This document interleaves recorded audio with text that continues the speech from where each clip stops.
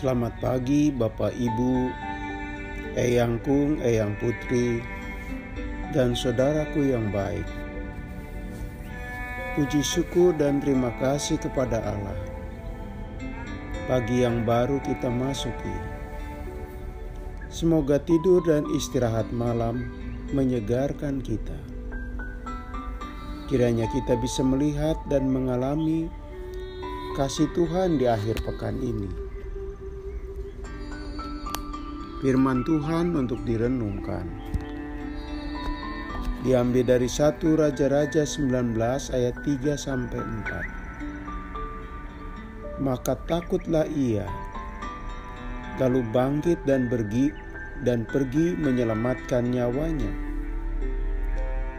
Dan setelah sampai ke Berseba yang termasuk wilayah Yehuda, ia meninggalkan bujangnya di sana. Tetapi ia sendiri masuk ke padang gurun sehari perjalanan jauhnya. Lalu duduk di bawah sebuah pohon arar. Kemudian ia ingin mati, katanya. Cukuplah itu. Sekarang ya Tuhan, ambillah nyawaku, sebab aku ini tidak lebih baik daripada nenek moyangku. Saudaraku, banyak milik manusia yang berharga, dan bagi siapapun menganggap bahwa yang paling berharga adalah nyawa. Saking berharganya, orang berani membayar berapapun biaya yang harus dikeluarkan demi menyelamatkan nyawanya. Lumrah, karena manusia cuma punya satu nyawa. Tidak ada cadangannya dan tidak diperjualbelikan. Bagi seorang nabi, hal itu pun sama. Wajar saat nyawanya terancam, maka harus diambil langkah penyelamatan. Seorang nabi tidak membiarkan nyawanya hilang begitu saja. Dengan segala upaya, seorang nabi pun agar nyawanya tidak hilang sia-sia. Kita tahu menjadi nabi itu penuh resiko.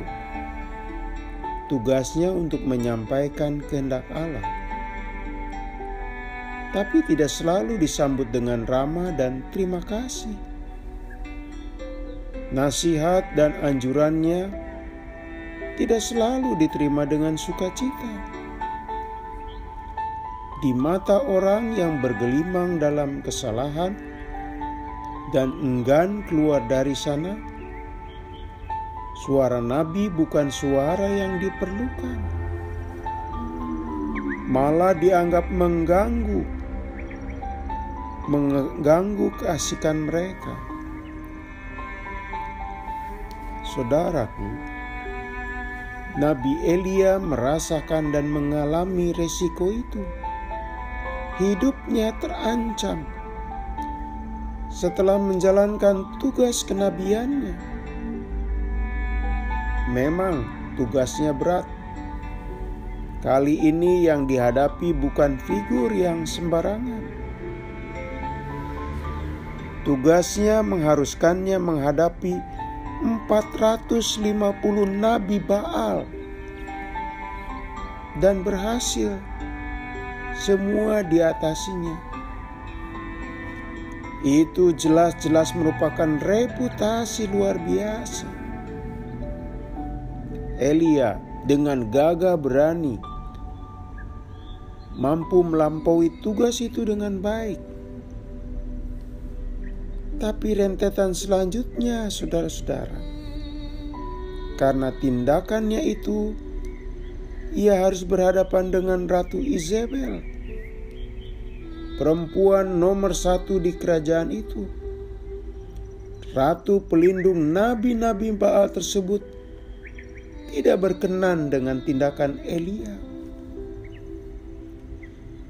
suasana seperti apa yang mesti dihadapi Nabi Elia.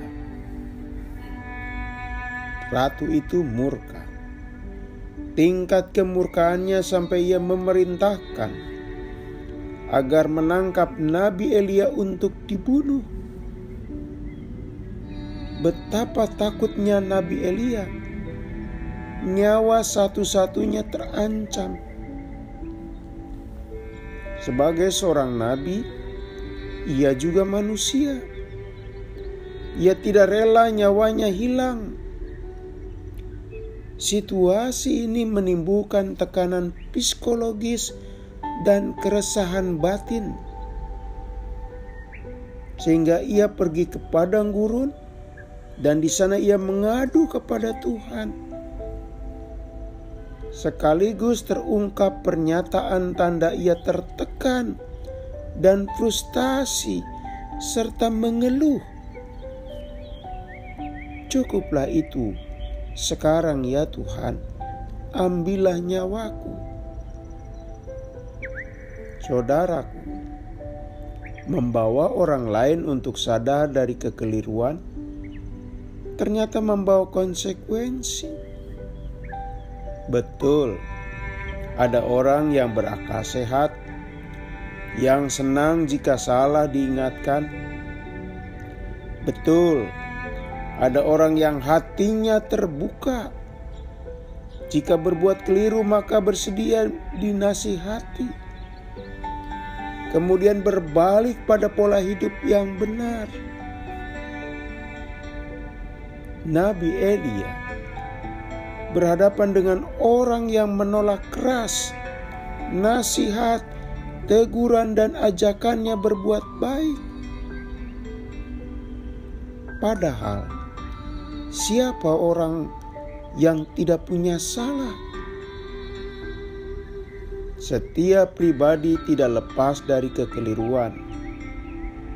Sayangnya, begitu ada pihak dengan tulus hati, motif yang bersih, dan niat yang bening, memberitahu dan mengajak kembali ke jalan yang benar, tidak semua orang menyambutnya dengan baik, termasuk Ratu Izebel.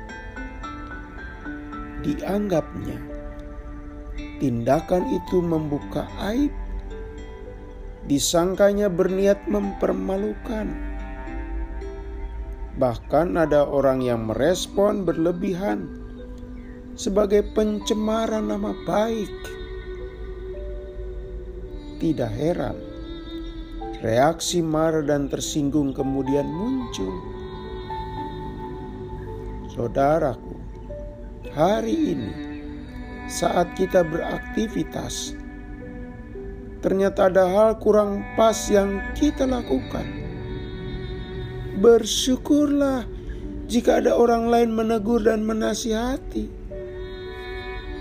Karena teguran tanda peduli dan perhatian. Seiring dengan itu, jika Anda dan saya melihat justru orang dekat kita yang bertindak kurang pas, melanggar etika, dan tidak sejalan dengan firman Tuhan, bisa saudara sekandung, bisa anak kita, pasangan hidup kita, atau rekan kita sendiri, jangan ragu, ingatkan dan nasihati.